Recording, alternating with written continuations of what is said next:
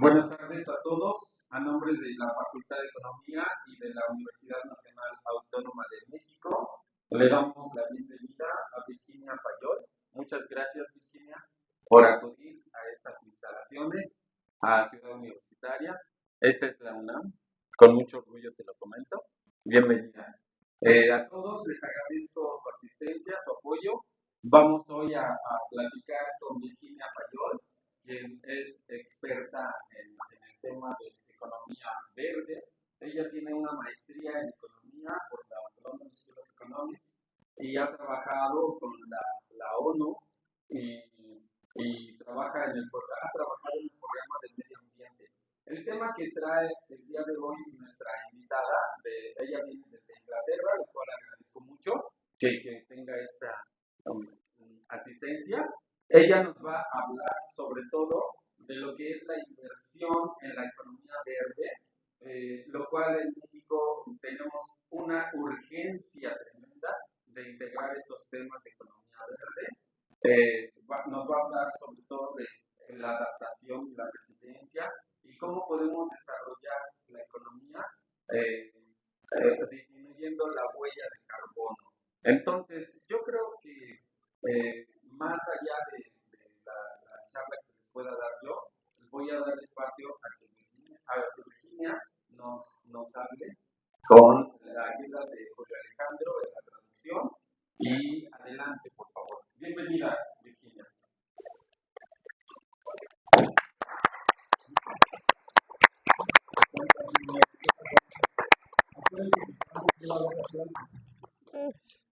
Adelante, muy bien. Thank you, everyone. Sorry, my Spanish is not very, very good. I can speak in French as well, but it's not helping. Hola, ¿cómo están? Muy bien.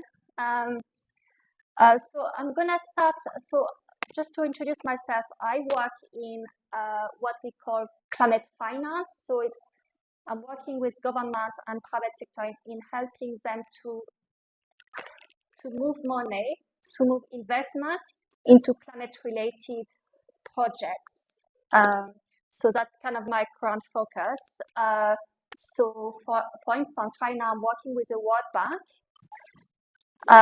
in Turkey, where I'm advising about developing a pipeline of projects which can contribute to building resilience of the economy in Turkey to climate risk. Muy buenos días, gracias. Mi nombre es Virginie Fayolé.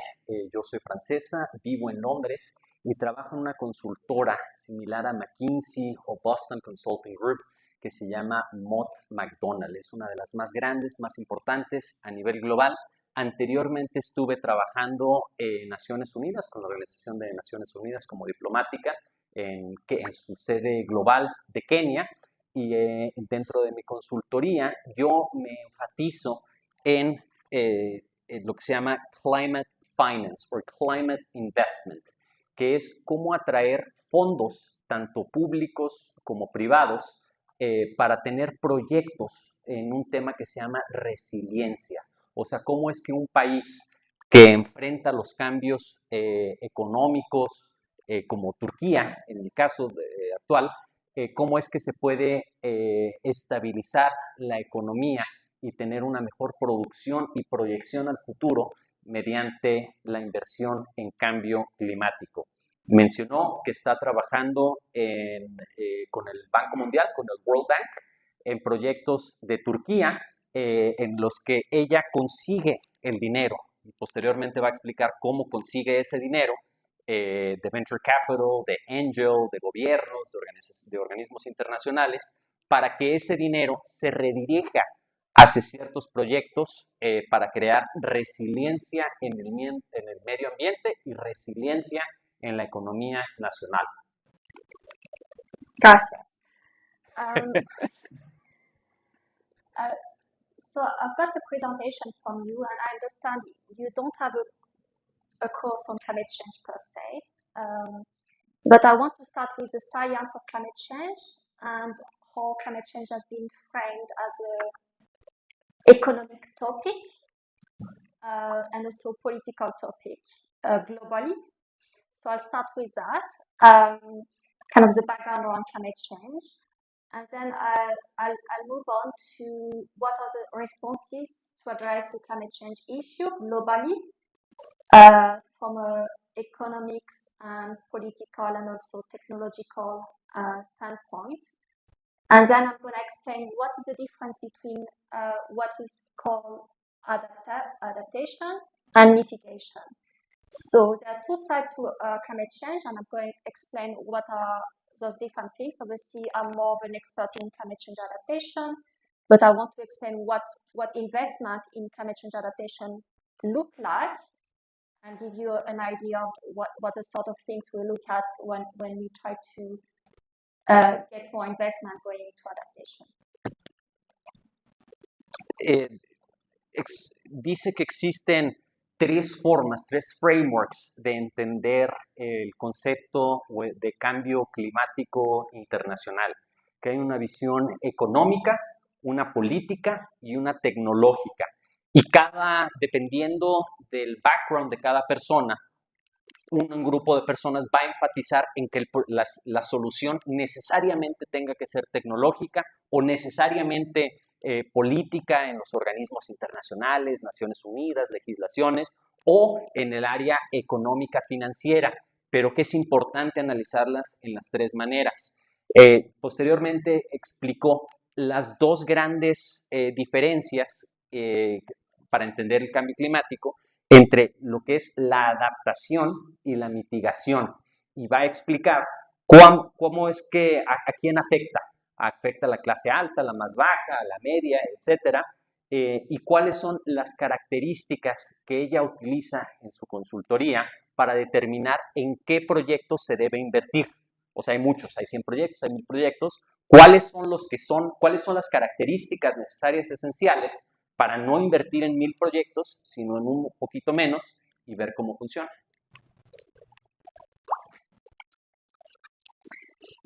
So I'm going to ask and maybe turn to the audience and ask you, what do you understand as climate change? How do you define climate change? And also thinking about the political debate, the economics debate, and the scientific viewpoint. What do you understand as climate change? Any volunteer to answer that question? Pregunta, tiene un ejercicio, una tarea, algo que quiere introducir a la audiencia. Alguien que nos quisiera decir cómo es que ustedes definen qué es el cambio climático, y si alguien nos puede decir dentro de qué área identifica el cambio climático. A ver, alguien que se llame Alejandro.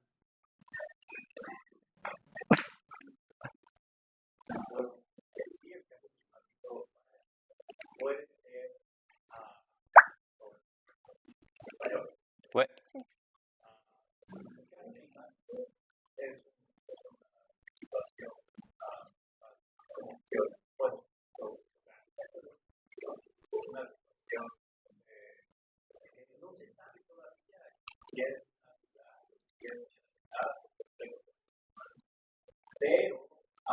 Pero la tendencia que y en términos políticos, yo diría que también puede ser, en términos políticos, también diría que puede ser una oportunidad para los estados de tener una justificación para introducirse en los intereses de la sociedad. Eso por un lado, político, y por el lado natural, está lo primero. ¿Alguien que tenga una opinión? Y posteriormente, alguien si tiene una opinión de que la solución necesariamente sea tecnológica o científica. Gracias. Bueno, el cambio climático creo que esta variación global de las temperaturas ocasionada por la actividad del hombre, económica, en muchos sentidos, y que depende de diferentes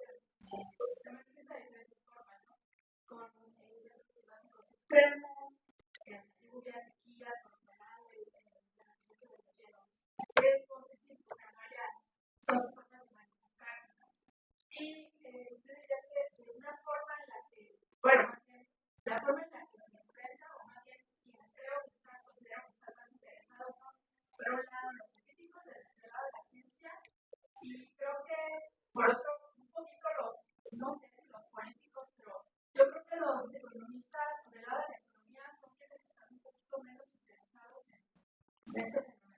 Gracias.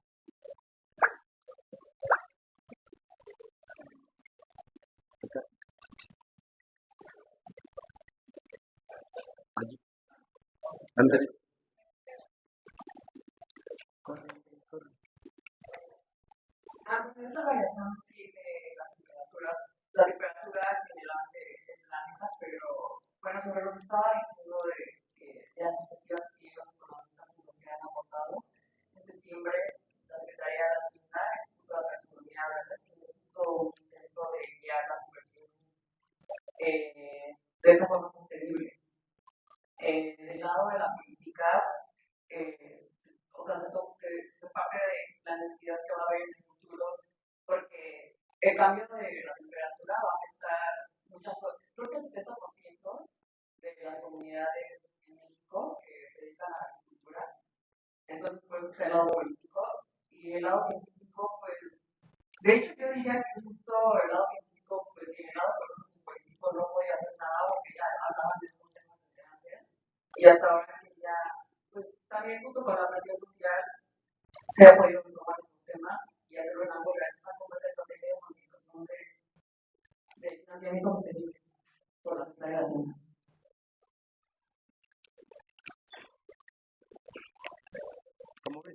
Are you understanding, Virginie? Yes. Very good. Problema que tenemos del cambio climático, producto de una alteración de los climas, bioclimas, diversidad geográfica. Si es producto de la industria, de la explotación de madera, contaminación de agua, manos agrícolas, digo, es una cantidad de conceptos que sí debemos tomar que se han intentado y evidentemente se reflejan en toda la situación de los climas tal vez una de las partes que han afectado más es la gran industria o la industria en general a nivel mundial por la derivación de gases que se van alojando en la atmósfera y que ha desarrollado pues, una disminución de nuestra capa atmosférica. Esto es la gravedad afuera de nuestro planeta. Internamente, esos gases han ido acumulándose y generan más problemas para la población. Eso tiene y desencadena otras cosas. Pero el agua, la madera, los gases parecen ser fuertes. En cuanto a las posiciones políticas que pudieran darse a través de los estados, debemos exigir en unos países altamente desarrollados que no les interesa, no les ponen mucho interés, como que países como Chicago, Estados Unidos, toda su industria sucia la ha trasladado a países como China, la India, bueno, incluso México. Entonces, no mantienen su industria sucia en su territorio. Gracias. Thank you very much. Gracias. Gracias. Thank you very much. So some people mentioned the changes in global temperature. Globally, we can see there like upward trend in terms of increasing average global temperature. And that's a scientific metric we're using to say climate change is happening. And we can see trends have been happening over centuries. Yeah, so I'll show that in a minute. We talk about the economic side, the impact on agriculture. Somebody mentioned impacts on agriculture. I think water was mentioned as well. So if the trend keeps going up, and we don't reduce our carbon emissions, we'll see more changes in terms of our environment or ecosystems, and this has economic impact on key sectors, including agriculture, infrastructure, are very vulnerable to climate change.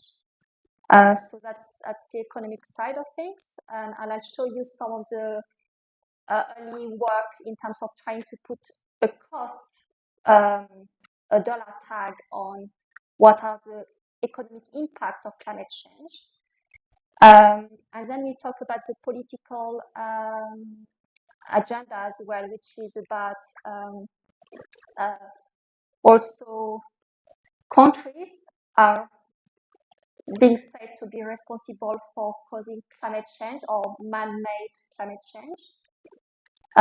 Industrial countries like Europe and the United States.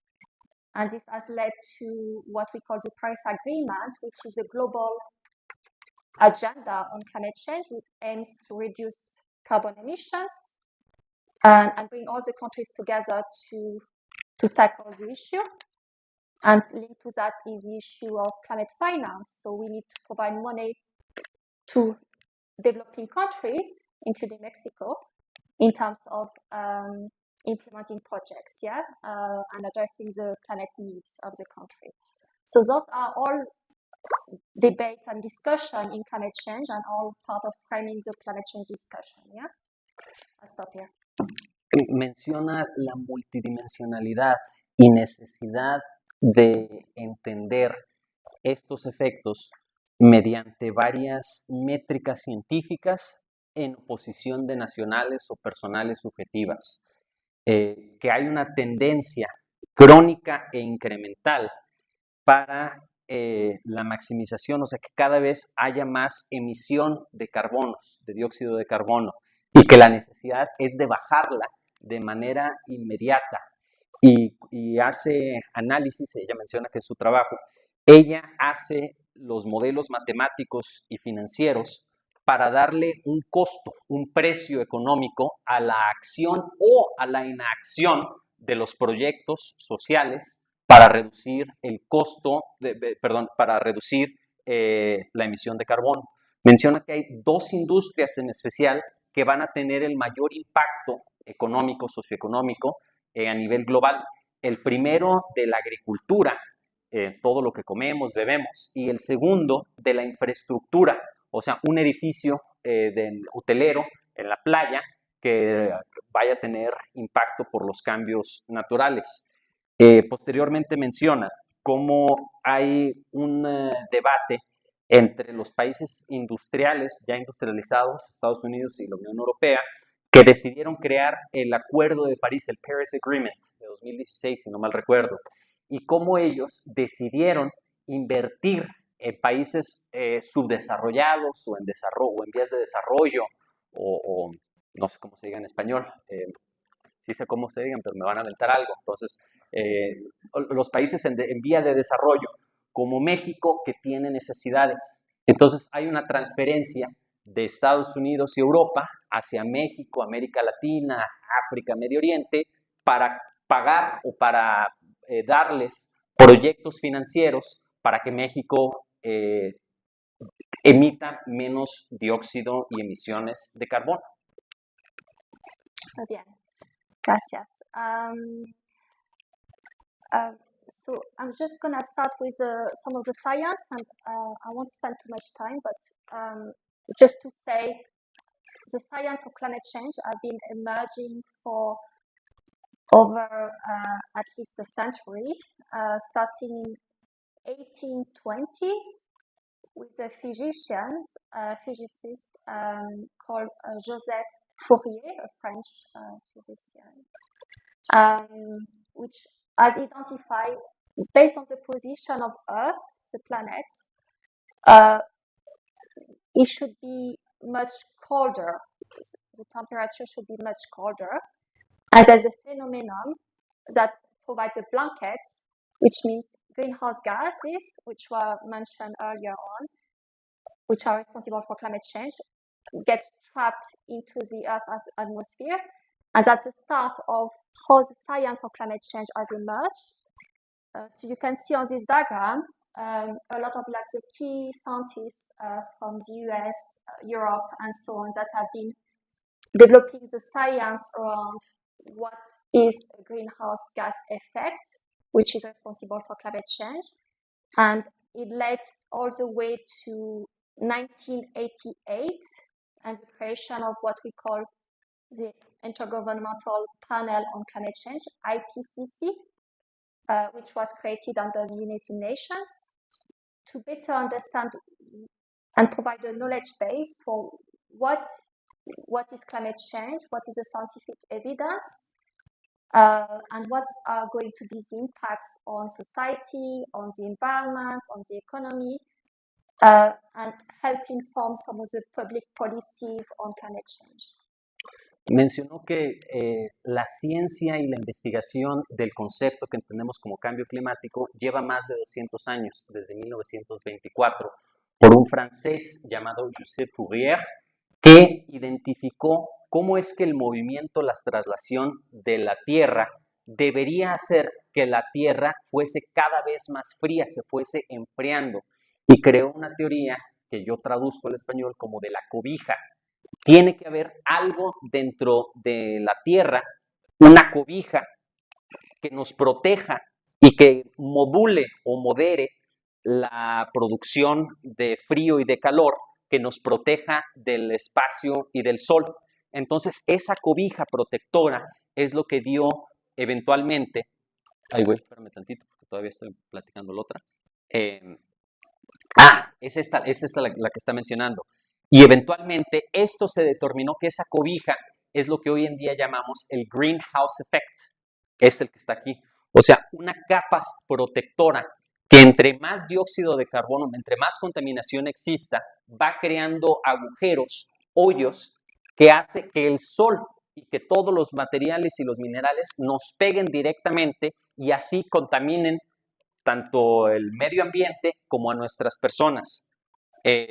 Mencionó que en 1988 hubo un panel intergubernamental de las Naciones Unidas para tratar de buscar una solución, y mencionó que fue muy lento, que se debió hacer antes, pero que no existían consensos hasta cierto nivel, y que estos 200 años que hemos nosotros organizado o que se ha investigado el cambio climático, no ha sido el tiempo con las soluciones adecuadas.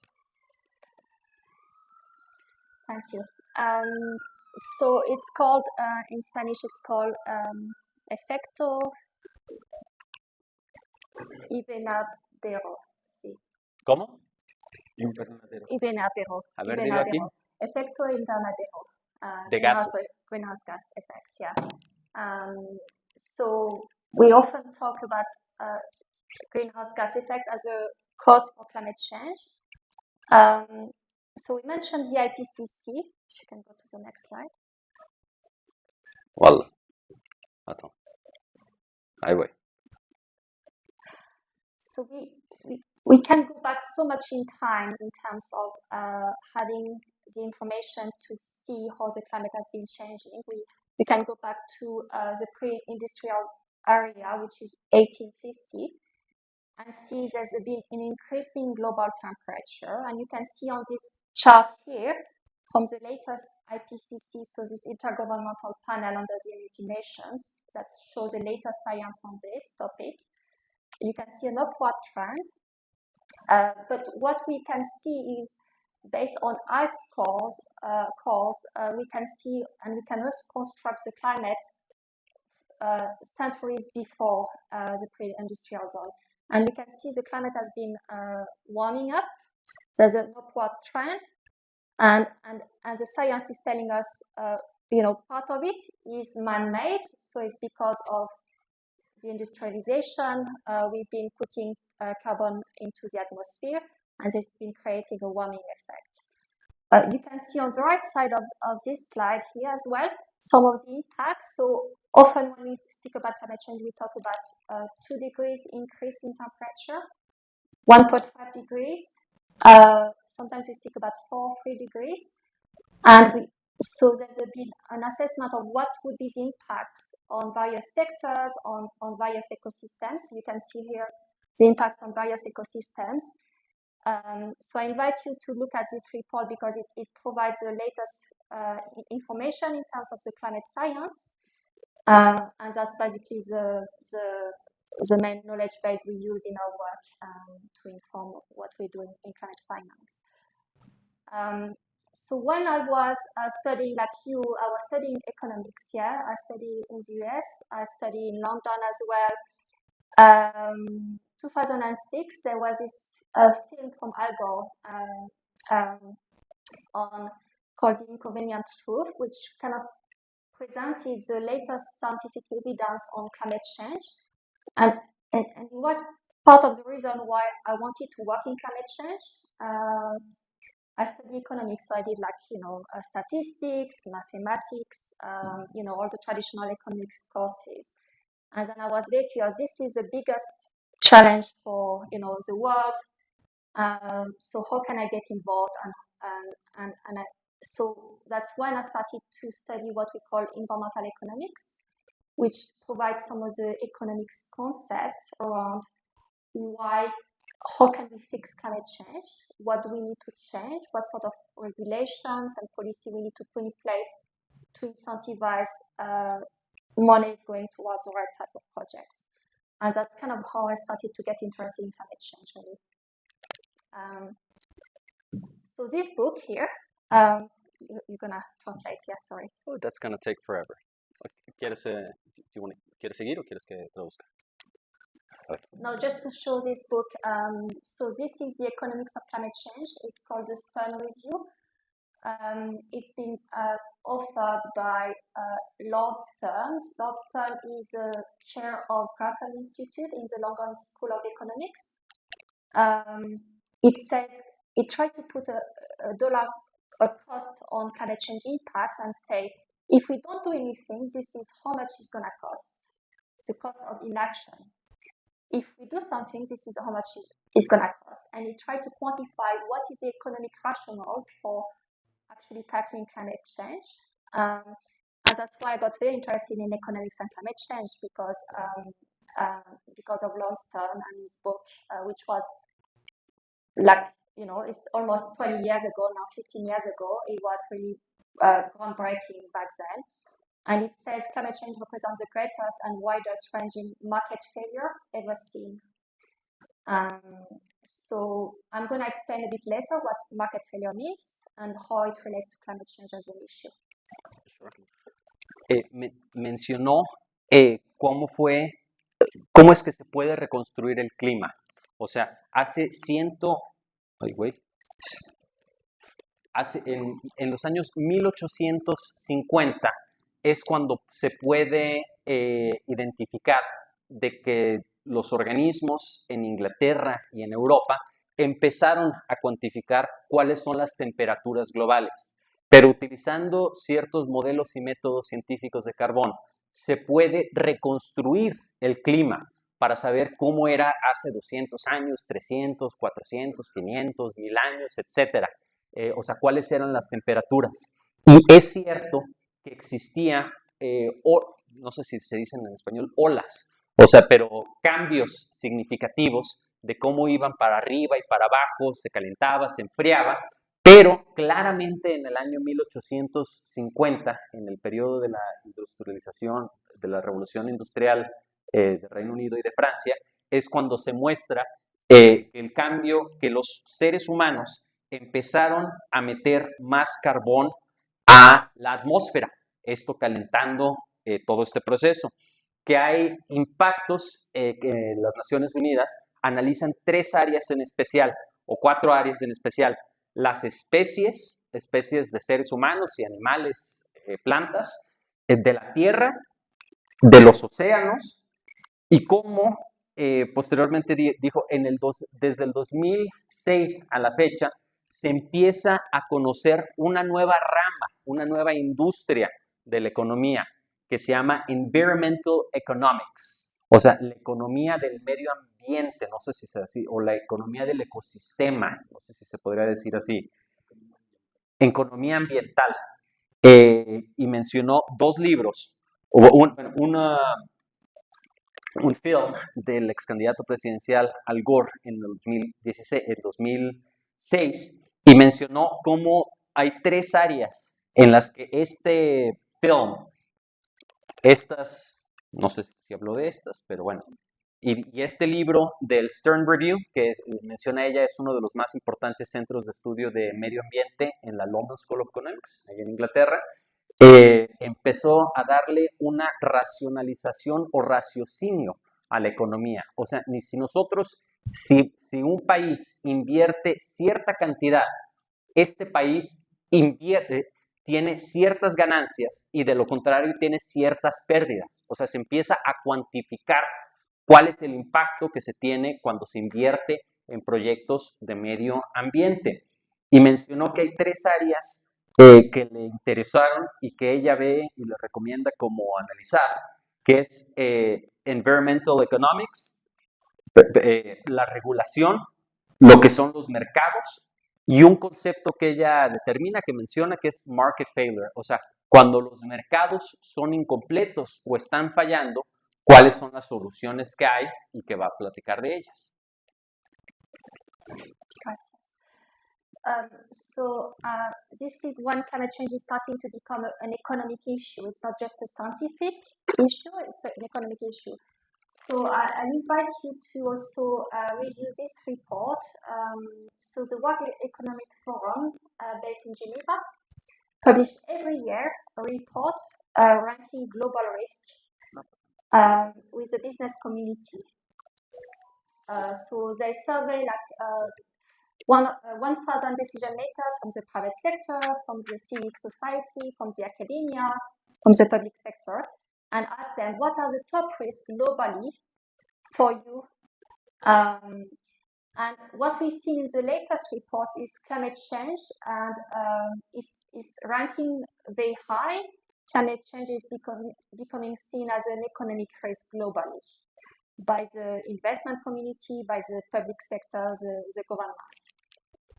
What you can see on the right side here is actually, we also ask them, okay, climate change is an issue, but is this an issue really right now, or is this an issue in 2 years' time or 10 years' time?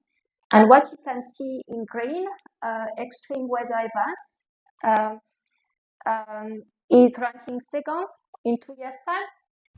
But then when we look in 10 years' time, it's ranking top, alongside critical changes in the Earth system, which is climate change, the long-term trends we've been discussing.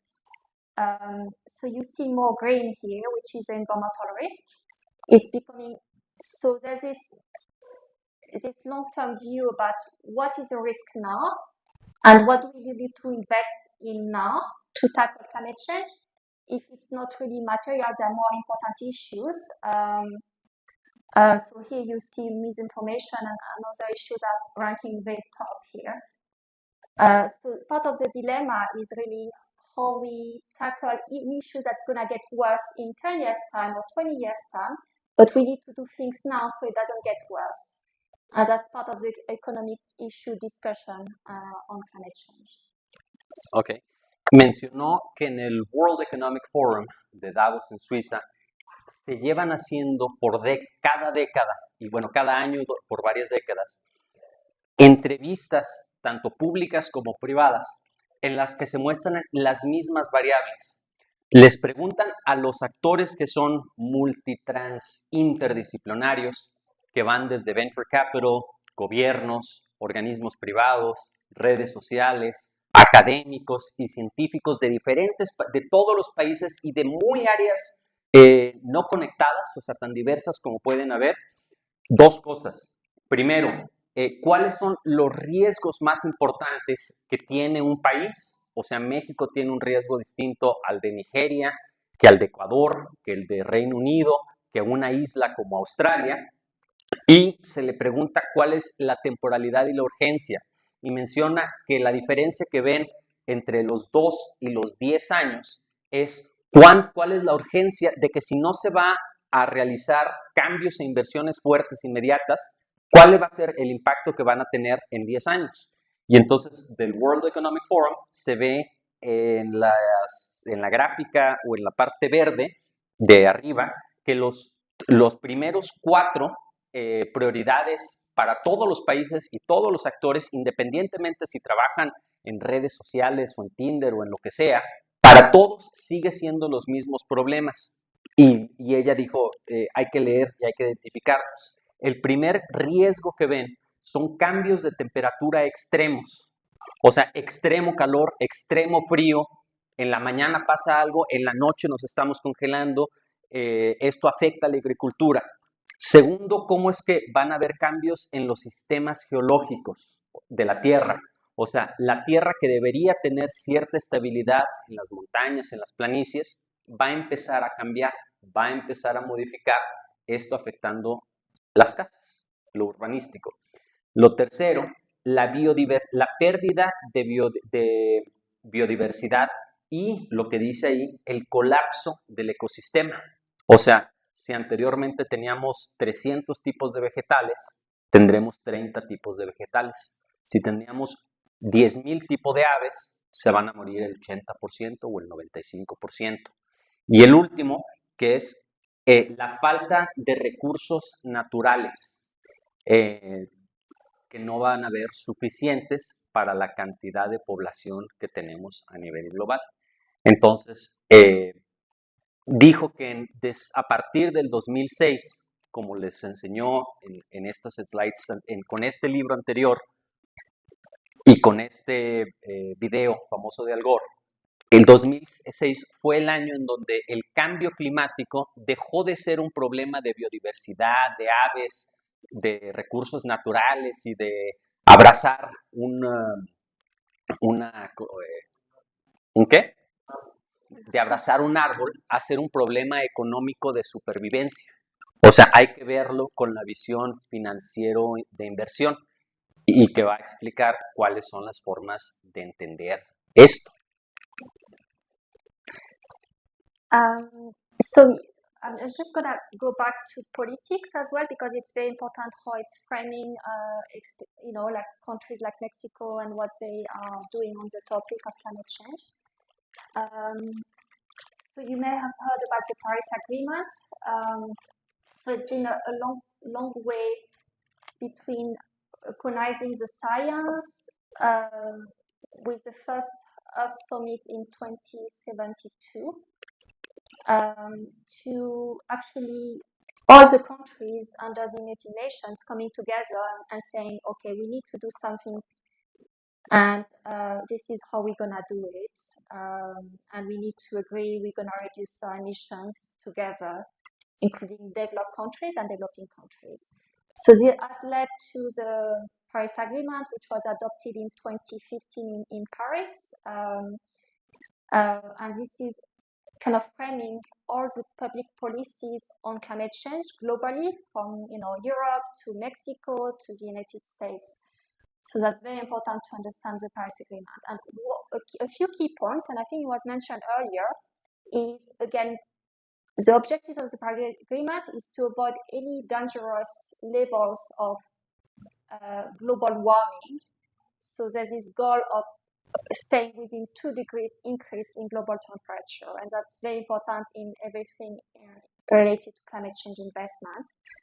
Another thing is developing countries should receive what we call climate finance, and that's what I've been working on. Their commitments to disburse and channel climate finance to address climate needs in developing countries. So there's been an ecosystem of funds created, which we call climate funds, including the Green Climate Fund. And those are all results of the Paris Agreement and all the political discussions at the global level under the United Nations. Another thing is the concept of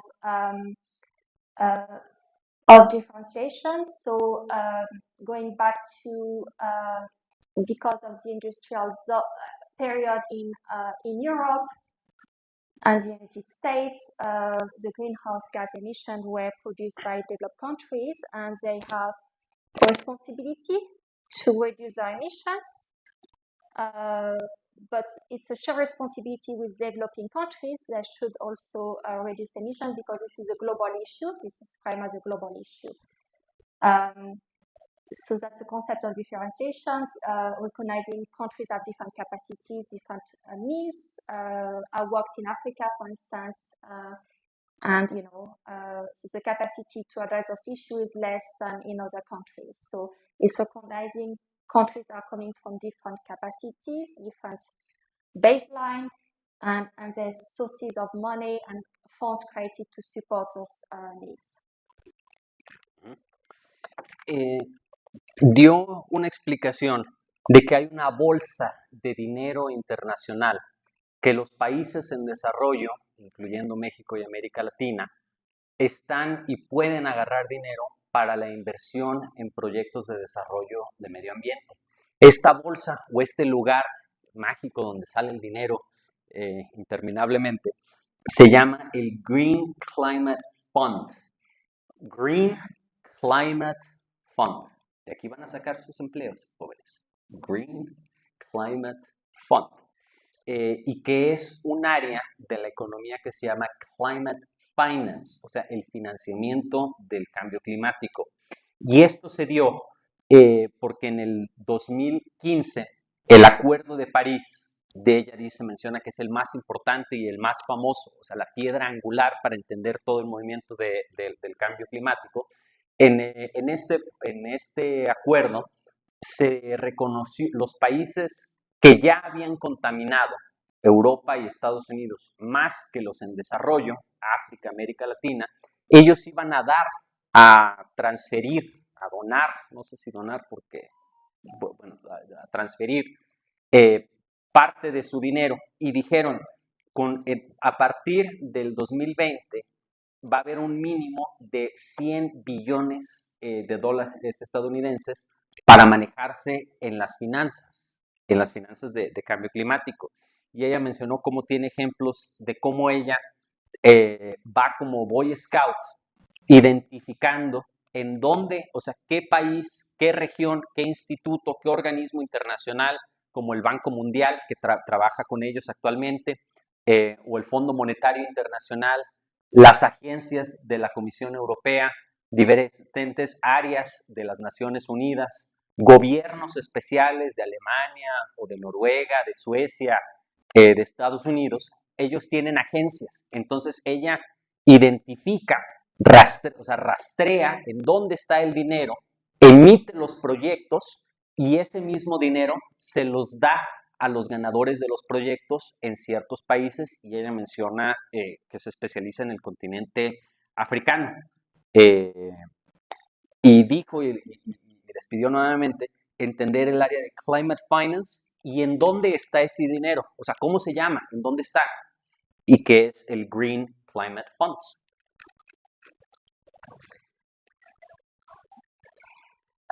So we talk about the science, we talk about the evolution of climate change as an economic issue, and we talked about the political framework under which all those discussions are structured, which is the Paris Agreement and the UN framework.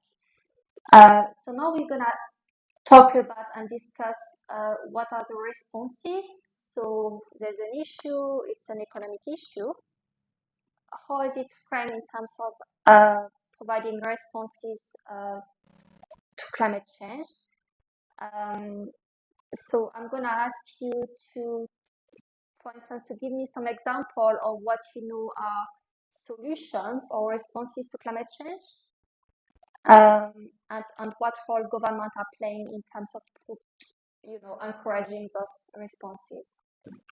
Ella quiere ver y ejemplificar con ustedes de qué, o sea, este dinero que está en el mundo, cómo es que ustedes lo pueden traer aquí a México y si pueden dar un ejemplo.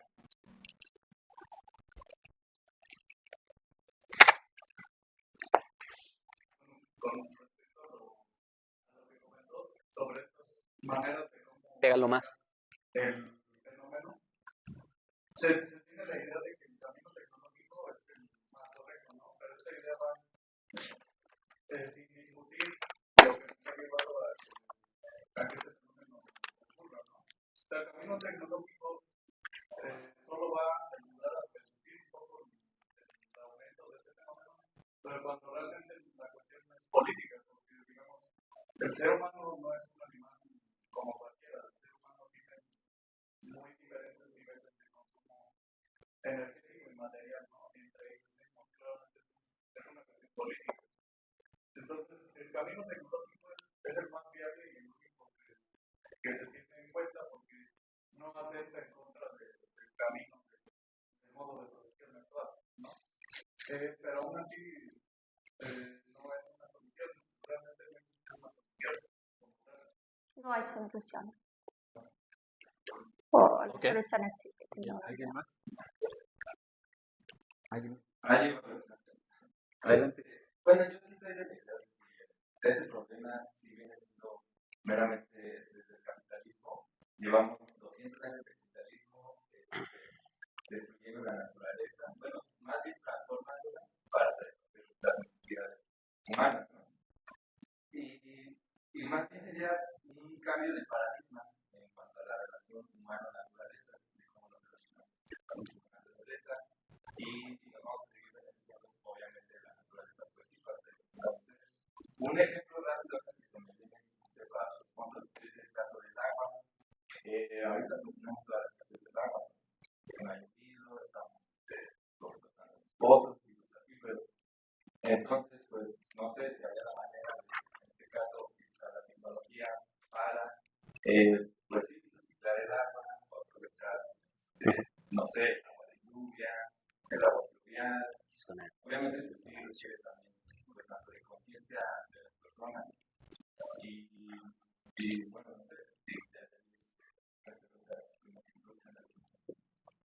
gracias.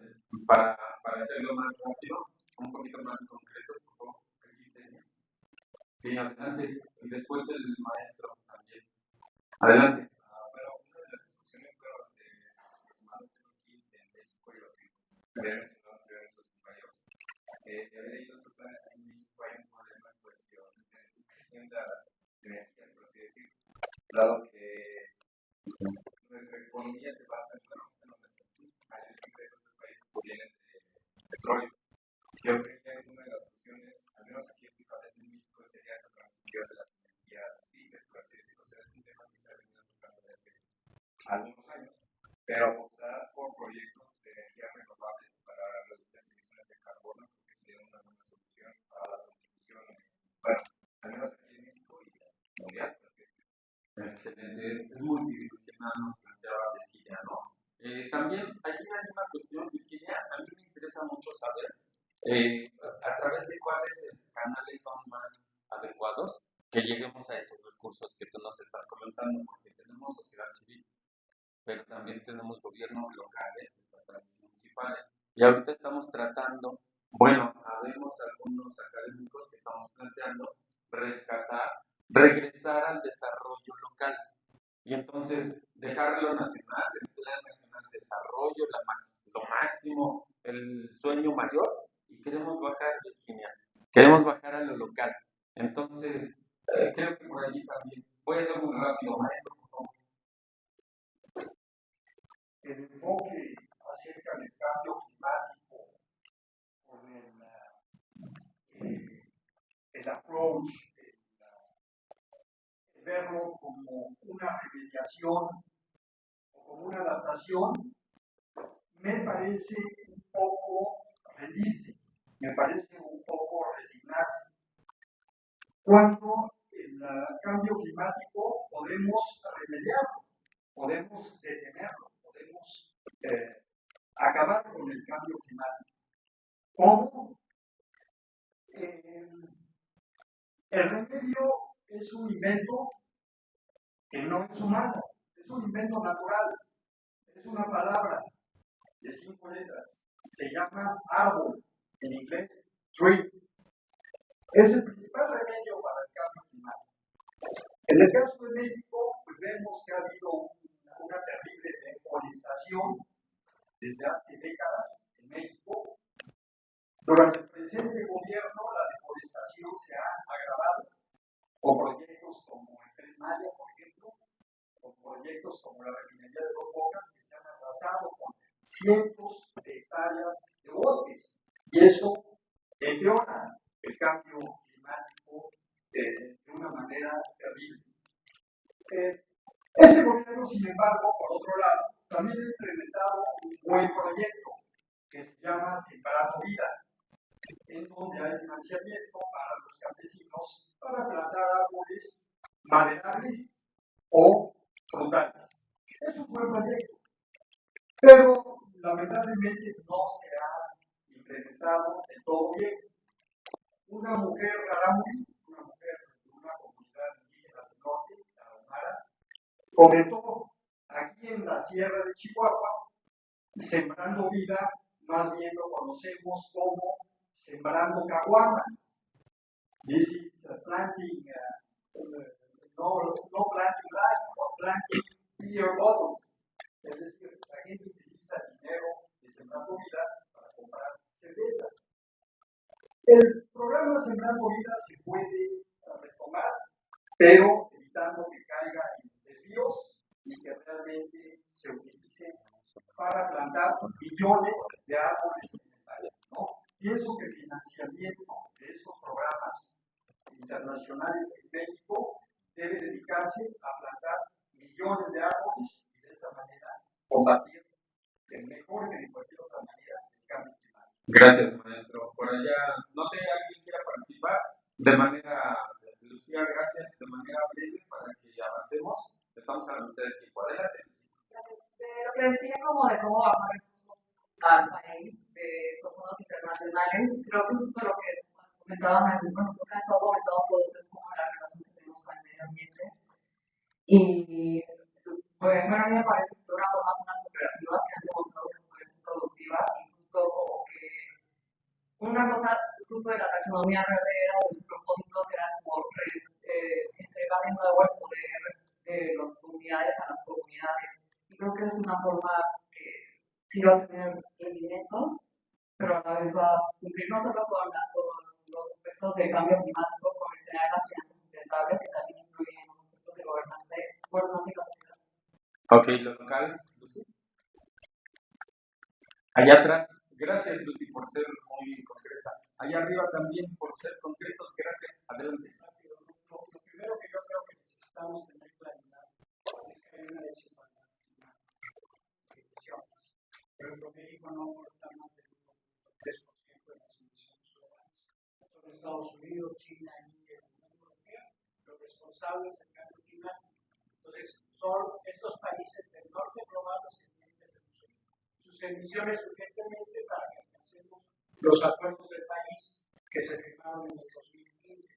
Segunda cuestión muy importante, vamos a hablar de muchas cuestiones de financiamiento internacional, pero hay una burocracia internacional que hace imposible a los países del sur, que son los que están siendo afectados por el cambio climático, acceder a esos recursos. Por ejemplo, México no ha podido bajar ningún proyecto anti-cielo precisamente porque hay una burocracia internacional que dificulta pagar los recursos de los proyectos de otras agencias internacionales, pero no del Fondo del Clima.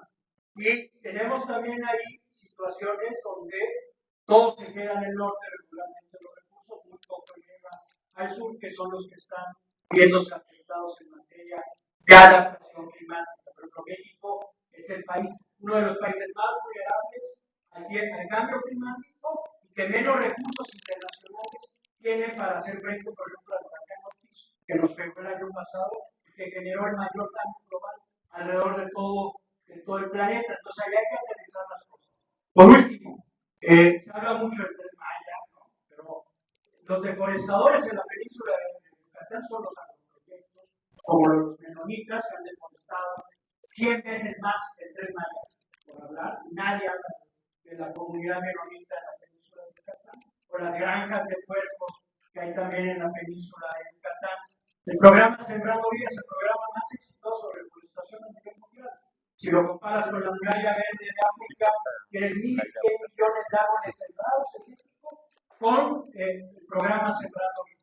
Eso no se ha hecho en ninguna otra parte del mundo. Tú que eres de Europa, pues nomás ve lo que hizo Erdogan en Turquía o en otras partes, que han sido programas de un fracaso total. La tasa de sobrevivencia de árboles anda por arriba del 75% en México, y con una captura de 5 millones de toneladas de carbono, que es impresionante si lo comparamos, por ejemplo, de retirar automóviles de la circulación. Virginia, adelante, gracias. Adelante, Virginia. Gracias. Respóndeles fuertes. So many things mentioned here. Responsibilities of the North to provide money to the South, including vulnerable countries like Mexico, but also African countries. Whether it's a technology or political solution, what are the solutions? Is it technology can save us, or is technology the way forward, or is it a political discussion and decision? So all those things are relevant. What's very important to bear in mind is there's a big focus on public money. Government money is not going to be enough. The Green Climate Fund is not enough. So we need the private sector to be engaged in providing the solutions, which is not just planting trees. Trees are a solution, but there are many other type of solutions we need in climate change, including I work in Bangladesh. Flood is, we need nature-based solution. We need mangroves. We need flood defenses and so on. Yeah. So it's mangroves. It's like trees in the water. Okay. Mangroves. Yeah. Manglares. Okay. So we need the private sector. There's not enough public money. UN doesn't have enough money. Green Climate Fund has not enough money. There's a diversity of solutions we need to have in place. Is how we use the markets and the solutions we have to address those things, and also get the private sector to invest in those solutions. That's part of the current discussion on climate change we're having. Yeah. Okay, give me a second. Mencionó cómo la necesidad de ver una multivisión y el problema de sugerir o entender que los fondos públicos gubernamentales de alguna nación o de Naciones Unidas o de la Unión Europea, de cualquier organismo internacional público gubernamental, ni son suficientes ni se debe entender con esa solución. Y cómo hay un debate, sobre todo entre si es más la solución 100% política, o sea, hay que meter presión gubernamental, regulaciones, legislaciones, o más allá que el sector privado, que incluye muchas cosas, si es que la solución es plenamente tecnológica, basada en inteligencia artificial, blockchain, computación cuántica. O sea, hay que esperarnos, y los grandes tecnólogos del mundo van a crear cosas que nosotros no podemos, y ni siquiera es el mercado privado, el sector privado. Son específicamente los tecnólogos, no los científicos, sino el venture capital, las startups y la inteligencia artificial. Y mencionó cómo es incompleto o erróneo tener una visión naturalista o environmentalista, que solamente hay que plantar o sembrar trees, árboles. Dijo que ella trabajó en un proyecto de Bangladesh, que viajó a Dhaka, la capital, y que el problema era cómo floods, cómo habían inundaciones constantes, y tenían que crear sistemas de ingeniería en contra de esas inundaciones en las calles y en los sistemas agrícolas. Entonces, si tú sigues sembrando y no tienes protección para esos sistemas, no sería suficiente. Y que se tiene que entender cuáles son los mecanismos de mercado, no de gobierno.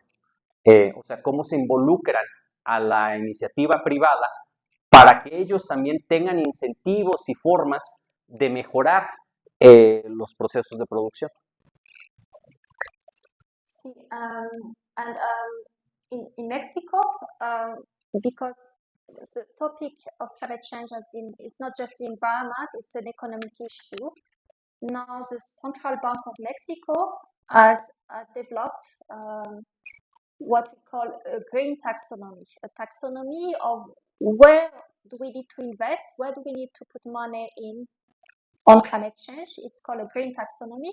So many countries have developed green taxonomies about what are the specific localized needs we have in each country. But this is led by Ministry of Finance, this is led by the Central Bank, including in Bangladesh where I work. So I invite you to have a look at this as well, because it defines, okay, the type of needs, which is, again, very different if we need not just renewable energy, we need like adaptation measures. Trees are one of the things, but nature-based solutions are one of the things, but there are other type of investment we need to have in place. So I invite you to have a look at this. Mencionó cómo el Banco Central de México ha creado una taxonomía de inversión verde, o sea, en el que el ministro de Finanzas, tanto en México como en Bangladesh, tiene soluciones y recomendaciones para la localización del dinero. O sea, lo que sucede en Bangladesh no necesariamente impacta o es igual a lo de México y viceversa. O sea, la necesidad de localizar y tener una visión muy específica a las necesidades locales y regionales, más allá que nacionales o transnacionales globales, y cómo se necesitan procesos de adaptación y de inversión. And so we talked about technology versus political, and I think we need both. But I invite you to have a look at this book by Bill Gates, which is a bit controversial. Some people criticize have a bit controversial book, but it provides some of the solutions on the mitigation side from a technology standpoint. What sort of solutions and innovation we need from the private sector to reduce carbon emissions. That's a very good book because Bill Gates comes from the technology side. He's speaking as a technologist. He's not a political leader, but it's a very good book if you need to understand more of the technology kind of discussion in climate change. And he used the concept of green premium, which is, okay, if we need to get more renewable energy in Mexico, how can the public sector reduce the cost of those renewable energy solutions so it's more competitive in the market, and we can reduce what we call the green premium. So green premium is like the cost difference between the green solution and its alternative, which would be like fossil fuel alternative. Yeah. So the role of the government for Bill Gates is really to bring down this green premium to make the cost of those alternative solutions more competitive, more cost effective, and so on. So that's a very good book from the technology side if you want to have a read to understand that side of the topic. Menciona este libro de Bill Gates en el que se menciona cómo se reducen las barreras para incrementar y ser más competitivo, en especial en los precios, en el costo de algún producto o servicio.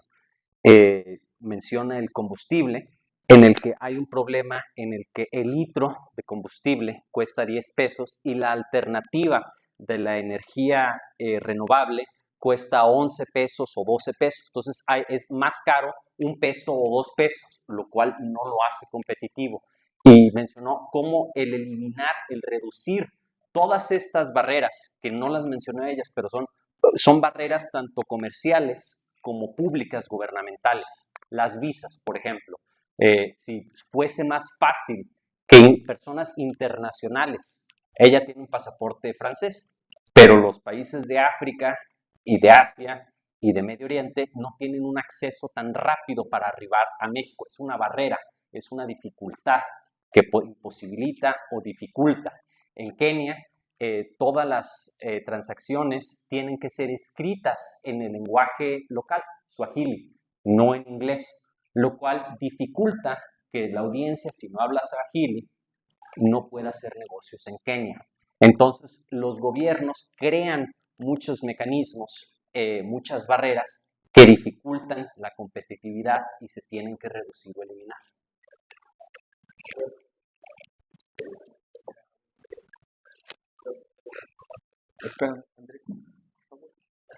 No, que digas algo solamente, que si pudieses dar una opinión.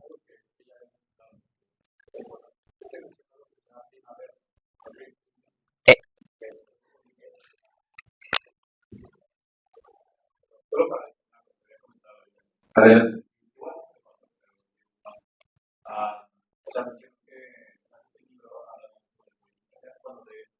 La diferencia entre lo económico y lo político, y que Bill Gates brinda una solución desde el punto de vista privado dirigido hacia la conciencia política. Y una de ellas es Greenpeace, que sería la Lima Verde, que sería como el punto diferencial entre la solución y la alternativa. Entonces, prácticamente sería esto para contar la solución. Ok, gracias, Alejandro.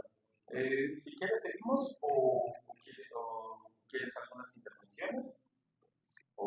Intervenciones, sí, sí. ¿Sí? ¿Alguien quiere participar? ¿Hasta aquí? Nosotros estamos viendo que hay varias dimensiones del tema. Y el tema que a nosotros nos interesa en este momento es el económico. Vemos que es el tecnológico, el ambiental. Y en México, a mí en lo personal, Virginia, me interesa mucho cómo generar mercados para que nosotros podamos superar esa barrera tecnológica, esa barrera de precio que nos estás indicando, y nosotros aquí en economía, pues nos gustaría que nos dijeras, en tu experiencia, cómo podemos hacer mercados. Algunas personas no nos gusta mucho la solución de gobierno, porque sabemos que tiene incluso lo hemos platicado, que tiene un problema principal. Es decir, el interés social se divide del interés de los políticos o de los directivos, que diciéndolo sin eufemismos, se pierde el dinero, sin eufemismos, se roban el dinero. En este caso, Virginia, ¿cómo hacemos para traer esos recursos? Lo hacemos a través te comento, a veces no nos gusta el gobierno, a varios, a muchos les agrada, les encanta, y si les dices hay money, pues sobre ellos, ¿no? Pero los resultados son diferentes.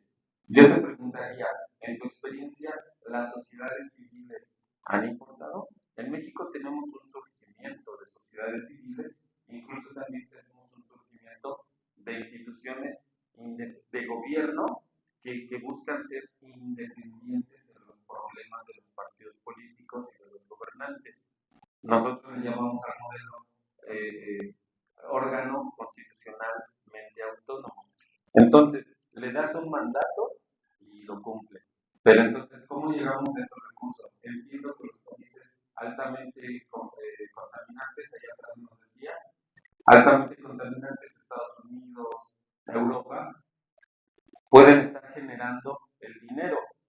Y bueno, aquí estaríamos discutiendo la emisión de dólares, pues a Estados Unidos le es relativamente fácil, ¿verdad? En Europa también es relativamente fácil emitir euros, pero en México ahorita tenemos un problema financiero económico importante. Estamos emitiendo, no me voy a meter en teoría monetaria, pero ¿cómo resolvemos, Virginia? ¿Cómo traemos ese dinero para México de manera rápida? A través de órganos como las sociedades de la sociedad civil, las organizaciones de sociedad civil. Thank you. Yeah. so I don't know enough about Mexico, but I worked in different countries. Yeah, so I worked in Bangladesh, African countries, which are least developed countries, where there's very little private money, very little private sectors that can invest in climate solutions, and that's where you need a strong government and more public money to be flowing towards the solutions. But the focus is really, and then I worked in Turkey, which is middle income countries, where there's a very strong commercial banks that are exporting quite a lot to Europe. And Europe, because they put in place regulations on climate risk disclosure, they are now in Turkey also looking at climate change as a risk, as a business issue, as a risk to the business, and they're looking at this to decide, okay, how do I invest in agriculture in Turkey? How do I engage with my clients, SMEs in agriculture, in the agribusiness sectors on those topics? So again, it depends, but the private sector has a big role to play. And in countries like Bangladesh, NGOs, civil societies are more important. But so it's really thinking what sort of solutions the private sector can provide, what sort of solutions civil society can provide, and providing very clear definitions about what do we need, what sort of, for the context, for the country and locality, yeah? And that's why the green taxonomy are very useful, but they're led by the government. So how are those communicated to all the economic actors that have a very important role in providing the solutions? That's very important. And for mitigation, it's very easy. Renewable energy, energy efficiency, adaptation, very difficult. What is the adaptation? There's a lack of understanding of what are the adaptation solutions we need. So in Turkey, I work with private project developers in the private equity and startup space because Turkey has a very good ecosystem of agriculture startups that provides various solutions I'm going to talk about later. And they know there's a market, they can sell products, they can develop a market. And then it's thinking how the private sector can bring down the cost of the solutions so it's more competitive and there can be a greater uptake in agriculture in the various economic sectors. So that's the type of thinking, and that depends on the sectors, that depends on the countries. It's never copy-paste, yeah? Habló de la maturación de los países en desarrollo, mencionando primero el caso de Bangladesh, que es uno de los más pobres del mundo, niveles de África o más bajos, contra uno de los más competitivos y más avanzados en Europa, Eurasia, que es Turquía. Y dijo cómo entre un país sea más pobre, no tiene instituciones de mercado. Entonces el gobierno tiene que imprimir dinero, tiene que crear dinero artificialmente para intentar que su población sobreviva y se mantenga en corse. Cuando estos gobiernos dejan de ser tan malos, tan pobres, tan corruptos y se estabilizan, llegando al caso de Turquía, ya se puede y se debe hacer partnerships, cooperaciones o formas de incorporación de private equity, las startups, y ejemplifica en la industria del agrotech o de las tecnologías agricultoras, en donde no solamente los mercados mediante las startups, o sea, las startups crean soluciones y al tener competitividad, o sea, al reducir que solamente el gobierno determina que hay una startup y con estas características, o 2 startups, o 5 startups, o 10 startups, tener un mercado amplio, regulado, libre, para que se bajen los precios y no hayan 5 startups, sino 500 startups, o 17,000 startups, o 29,000, 80,000, 1,000,000 startups. Así se incrementan las soluciones y se bajan los precios. También mencionó las diferencias entre mitigación y adaptación, que tienen que ver con la eficientización de la energía.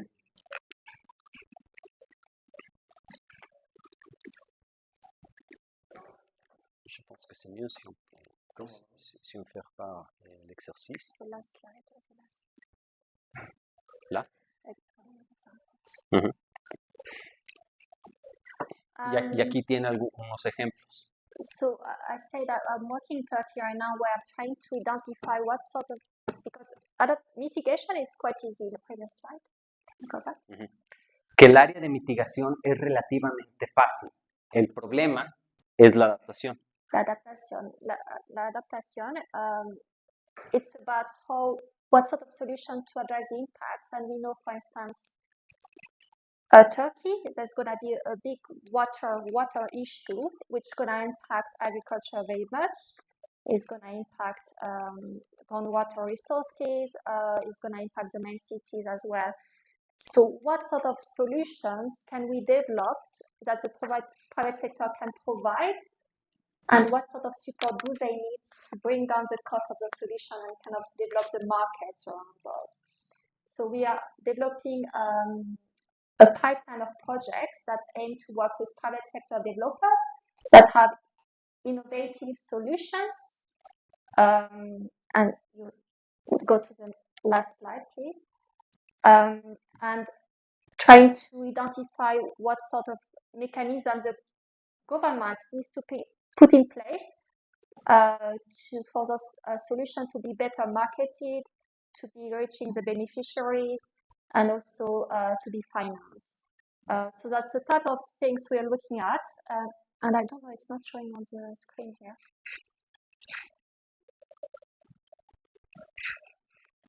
Ahí voy. Ahí va. A la madre. But for instance, in agri-tech, so precision agriculture, better water resource management, also like mobile application for identifying pests and disease on different crops, different types of crops, because that's an impact of climate change. You know, crops are going to be prone to more disease and so on. So that's the type of things we're looking at. We're also looking at insurance products. So farmers, when there's a flood or there's a big drought event, can be paid back for the losses they incur. Also, we're looking at water tech.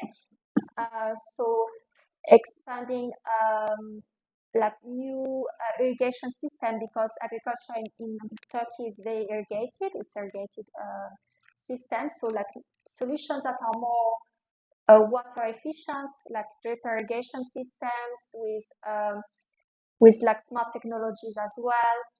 And then it's also looking at infrastructure, like big infrastructure. How do we make costs like more resilience and use like nature-based solution for flood defense? And then like data and software is very important. So for instance, the railway system in Turkey is very developed, but they are vulnerable to landslides because when it rains, there's too much water, and then the rocks fall on the track. So how can they have like a system to monitor the safety on the tracks and identify when they need to basically maintain the tracks and clear the rocks from the tracks using like smart technologies, smart cameras, and so on.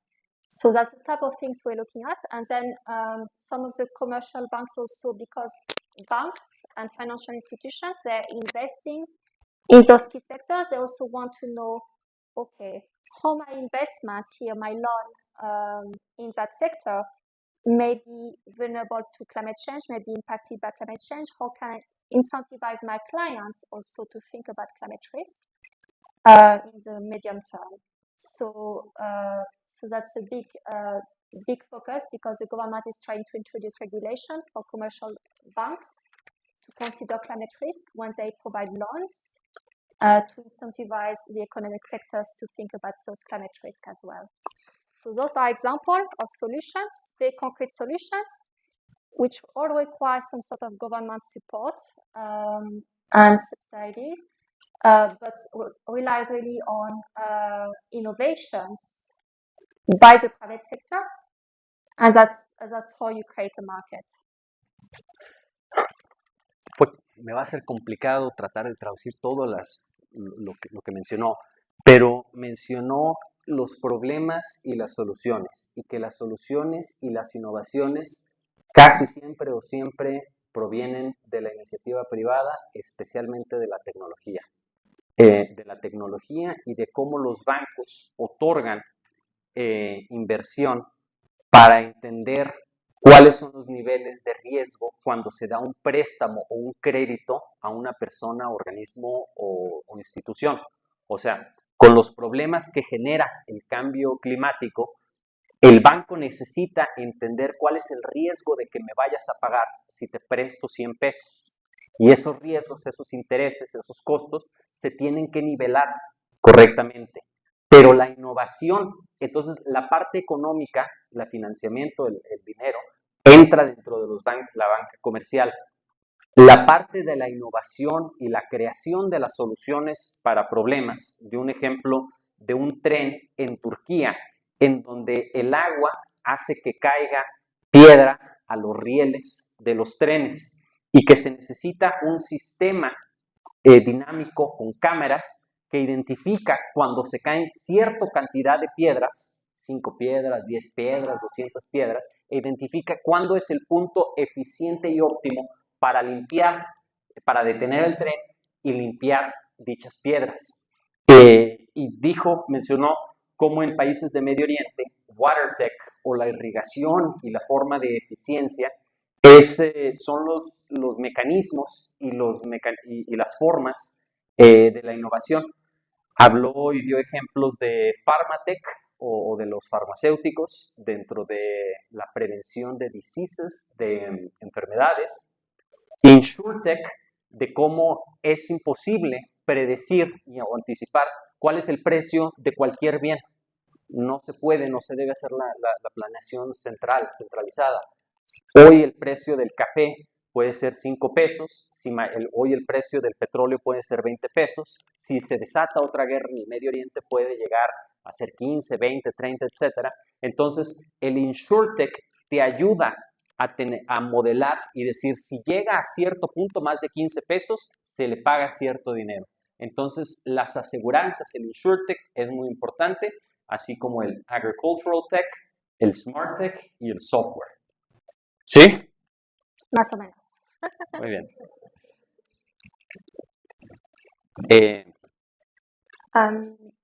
So that's about the example, very concrete example. So I'm focusing on adaptation and resilience. That's kind of my core topic of expertise.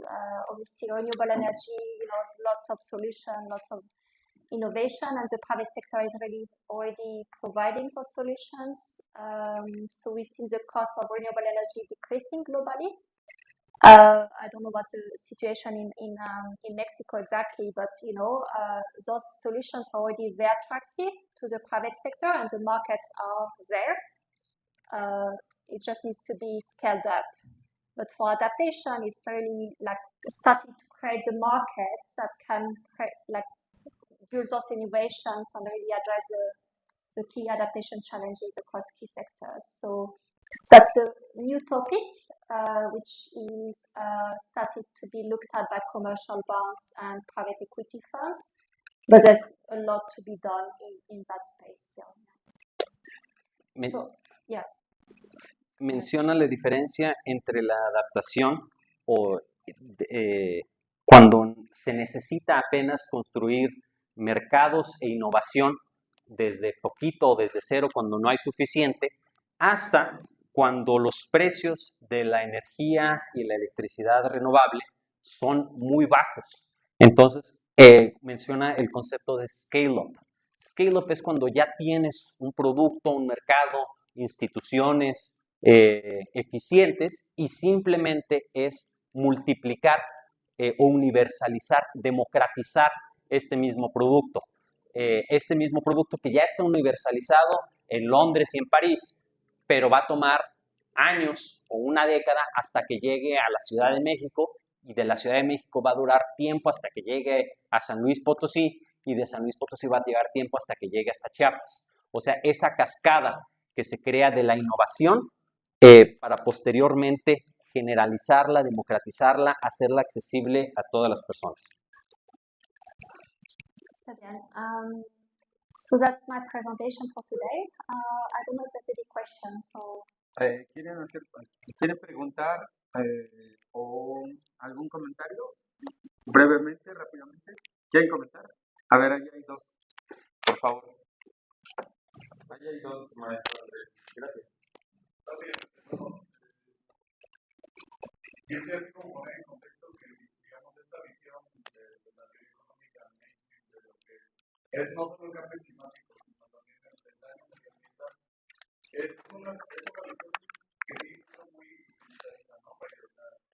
Por fin se toma en cuenta, digamos, que los recursos naturales no solamente son un tiempo, sino que tienen consecuencias sobre que la teoría económica quiere tomar como costos, ¿no? O sea, quiere poner un precio. Y eso ha sido, por todas las décadas, el paradigma, ¿no? Entonces, se busca ponerle un precio y claramente la adaptación ha sido, digamos, una buena solución en cuanto a esta misma lógica, ¿no? Del mercado. En cuanto a, se puede destacar el problema a través de, digamos, de adaptarse, ¿no? A través de diferentes métodos. Pero, ¿qué pasa con la cuestión que hay un claro vínculo entre lo que es el crecimiento económico y el daño medioambiental? No solo el daño medioambiental, sino más bien el consumo de energía, ¿no? Entonces, esta contradicción no puede ser, no se puede adaptar, vaya, ¿no? Porque si el paradigma es el crecimiento económico siempre que esta visión del desarrollo, pues no va a haber ninguna adaptación que le sea más beneficiosa a, digamos, a una Estado-nación, ¿no? Porque tú puedes decir, bueno, vamos a ofrecer energía más limpia, ¿no? En primer lugar, la energía limpia no es, digamos, no es de fácil acceso o de fácil distribución, ¿no? Vaya, para que un país en vías de desarrollo pueda tener estas energías, necesita cambiar todo su sistema eléctrico, ¿no? Entonces, si un país lo que busca, si su meta es desarrollar económicamente a través del crecimiento, no hay una forma de adaptarse a algo más barato que seguir quemando carbón, vaya, ¿no? Entonces, sigue, mi comentario es que esta lógica, digamos, sigue estando bajo esta idea mainstream, ¿no? Esta idea clásica de que todo puede tener un precio, ¿no? Cuando hay otras visiones económicas que saben que no puede tener un precio, porque tú eres incapaz de calcular, digamos, en términos monetarios, el daño que tú le vas a hacer a un ecosistema al hacer algo, ¿no? Entonces, yo eso es como lo que quiero comentar, que es una visión. Entonces, todo este tema es muy complejo, es difícil traerlo como tal, pero en términos de lo que a la economía le compete, hay que verlo de esta forma, ¿no? Sí, es una pregunta sustantiva, Virginia. Ahorita tenemos espacio. ¿Por qué no que responda esta en lo que va lo que sigue? De acuerdo, adelante Virginia, por favor. Y luego la siguiente pregunta. yes, so you're right. There's can we put a cost on everything, including nature? And so what you need to understand is a lot of the current climate policies are like framed under what we call environmental economics. Environmental economics is a sub-branch of neoclassical economics. So you're studying economics, yeah? Which talks about this concept of market failures and but it's a utilitarian kind of viewpoint, which is how do we optimize an outcome, how do we optimize the utility to society, and everything needs to be a cost and benefit equation, yeah? So there's been a lot of the current policies on climate change, which also aim to bring this in the business sector, in the private sector, you know, with the central banks, the Ministry of Finance, and all the commercial banks are looking at climate risk, yeah, as a metric. are all framed from that environmental economic standpoint. And now it's not just climate risk, it's also nature as a risk, so biodiversity loss. How do banks take that into account when they invest or when they provide loans, and biodiversity is becoming a big topic as well, and nature is becoming a big topic. But you're right, yeah, it's coming from that viewpoint of we can put the cost on things, and there's a market failure, and this is how we're gonna fix it by either bringing down the costs, so we improve the cost-benefit ratio for those investments, or providing better information to market participants. And that's kind of the way it's been framed, yeah.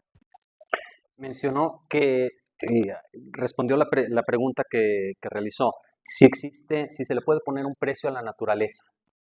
O sea, se contamina, se hace un daño, se puede cuantificar, y mencionó que esta es una subdivisión, que Environmental Economics es una subdivisión de la visión neoclásica basada en el utilitarianismo, que entiende el problema del market failure, de la falla del mercado, y que lo que tratan de crear o de co-crear todos los actores es el optimizar la solución, el outcome, la utilidad que va a tener verdadera para la sociedad, que se hace mediante una ecuación de costo-beneficio, cuánto gano y cuánto pierdo, y tratar de incrementar la información, dar mejor información a los actores del mercado.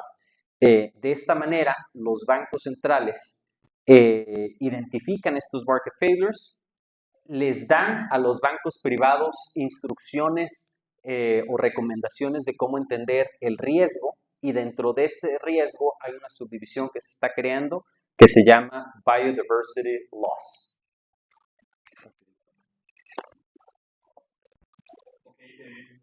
Retomando los 3 puntos de tecnológico, político y económico, creo yo que la parte tecnológica no es un problema como tal. Tenemos ya actualmente muchas soluciones, muchas opciones distintas, pero el problema que yo veo es la parte económica, como comentaba. Siempre las empresas están buscando obtener el mayor beneficio con el menor costo. Y ese menor costo actualmente está relacionado al modelo que hemos estado siguiendo con energías fósiles. Entonces, existe 1000 formas de hacer las cosas distintas, pero no siempre es más barato.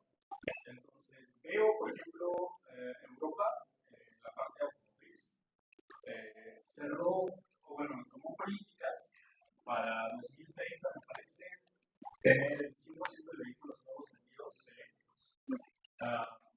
Y esto obliga a las empresas a que cambien el mercado y dejen de producir vehículos de combustión, que eso no es de las mayores, pero es una gran parte de emisiones de carbono.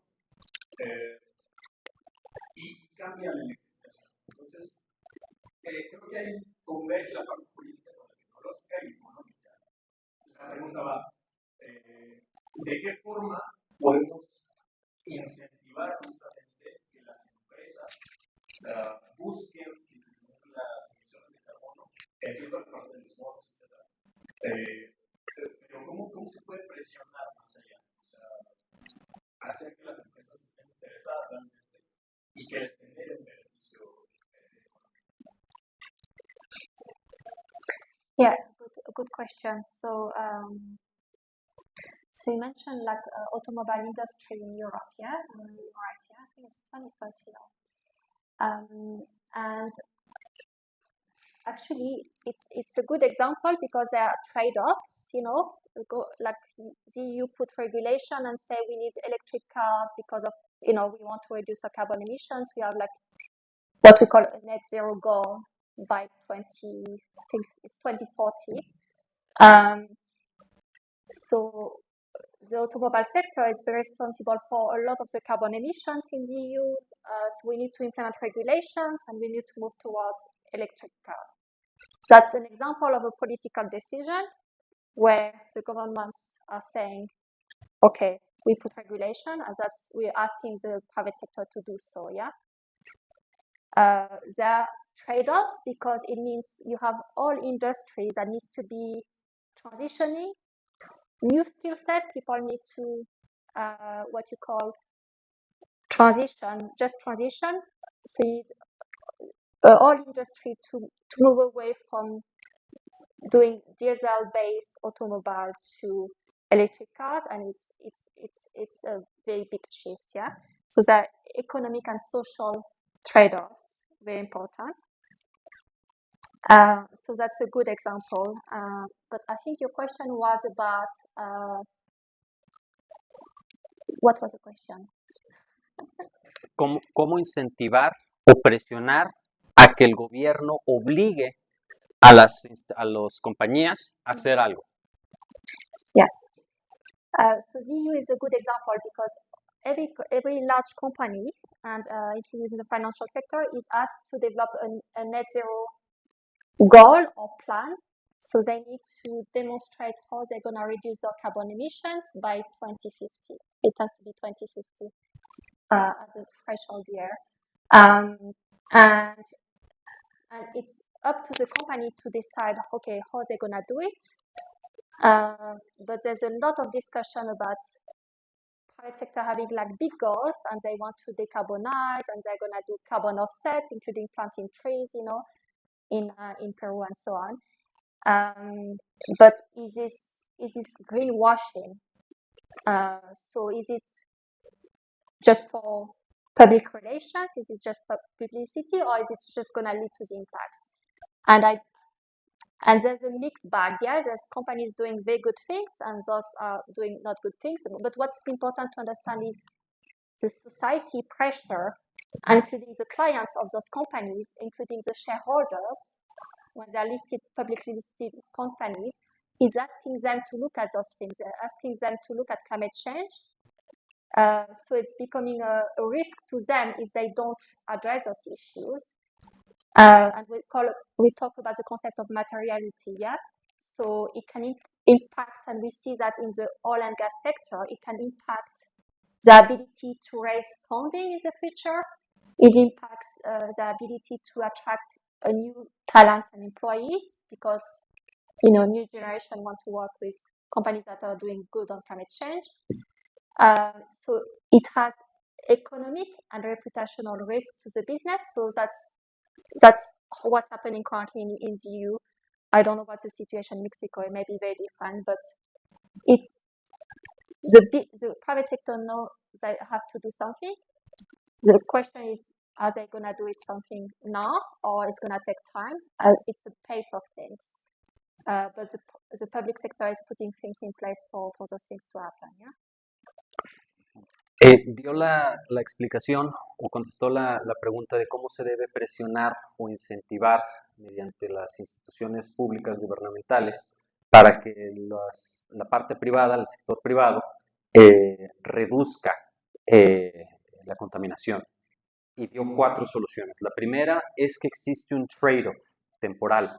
O sea, cuando existe el skill set, las herramientas, el conocimiento que una persona tiene para producir carros de diésel, no necesariamente se va a adaptar inmediatamente a hacer carros eléctricos. Entonces, ese cambio de skill set toma tiempo. La segunda problema o solución o situación que mencionó es que los gobiernos deben mencionar el objetivo, pero no la estrategia.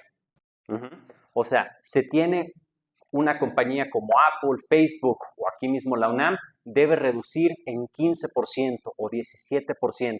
Se le debe poner esa meta objetivo, pero no se le debe decir cómo.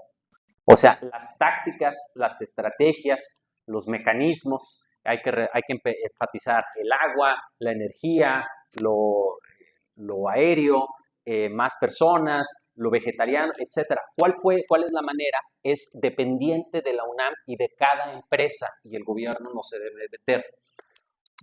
Un problema que existe dentro de este approach cuando un gobierno mete una intención es el greenwashing, en donde se tienen equipos de relaciones públicas y de reputaciones públicas en donde se trata de dar una buena visión sin tener un buen impacto.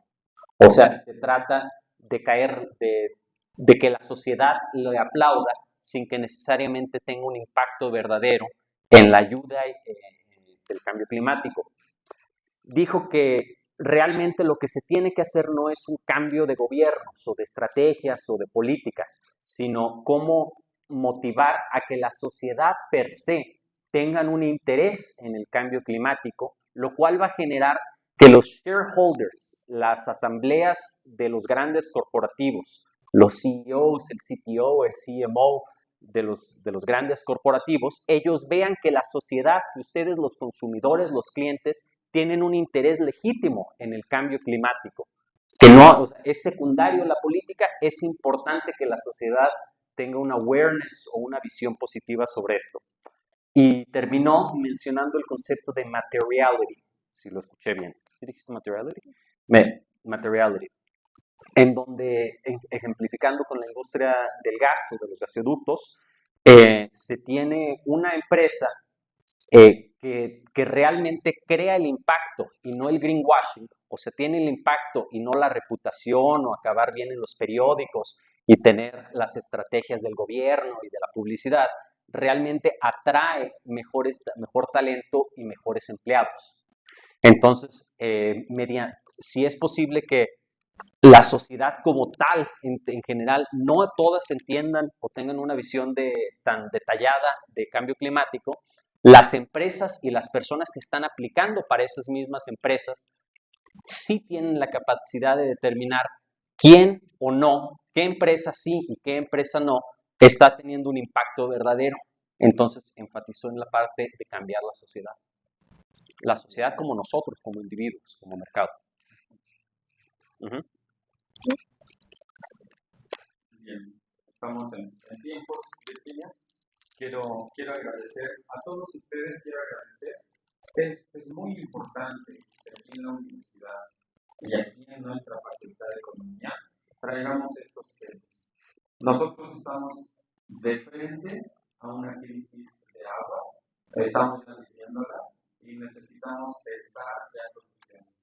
Por ello, yo agradezco mucho a Virginia Fayole su viaje a México.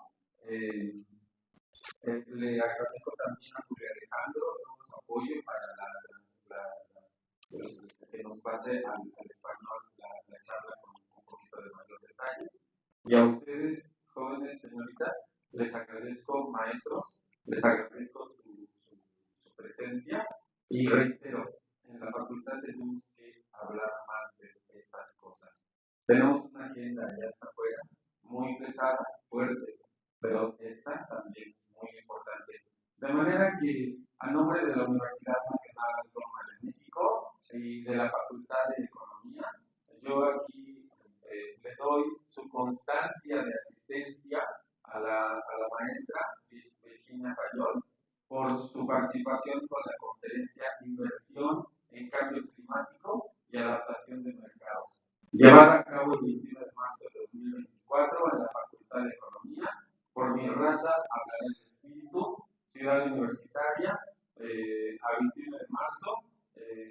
Muchas gracias, Virginia, aquí te entrego. Muchas gracias a todos.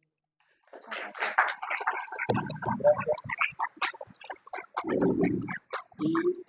Y nos vemos el 4 de abril. Vamos a platicar. De una vez hago el anuncio. El 4 de abril vamos a platicar en el auditorio Francisco Basol. Precisamente ahora vamos a tener otro de los grandes temas que necesitamos abrir aquí en la facultad, que es el blockchain. Aquí nos va a acompañar Julio Alejandro, que ya lo conocen, aquí está. Gracias, Alejandro, por tu apoyo. Un aplauso para Alejandro. Y a todos, pues con esto doy por terminado el evento. Muchas gracias a nuestro apoyo técnico allá atrás, a nuestros compañeros. Gracias. Nos vemos el 4 de abril en el auditorio Francisco Basol con el siguiente tema. Gracias. Gracias.